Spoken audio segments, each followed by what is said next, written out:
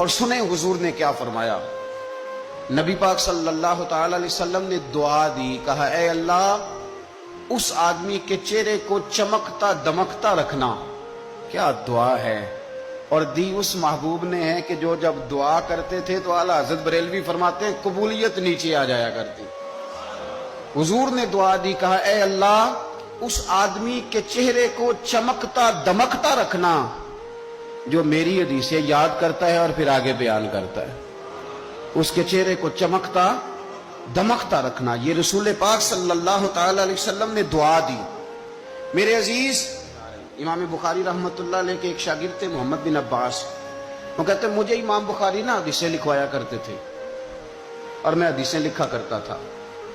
جب آپ حدیث پاک پڑھتے ہیں یا حدیث پاک سنتے ہیں تو کئی دفعہ ایسے ہوتا ہے کہ آپ کوئی واقعہ اچھے طریقے سے پڑھ رہے ہیں حضور کے دور کا صلی اللہ علیہ وسلم، یا سن رہے ہیں، ایسے لگتا ہے کہ وہ منظر آنکھوں کے سامنے گھوم گیا ہے،